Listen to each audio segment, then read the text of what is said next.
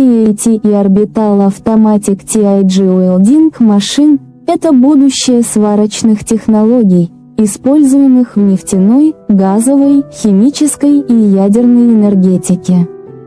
На химических предприятиях требуется сварка трубопроводов, устойчивых к воздействию агрессивных химических веществ.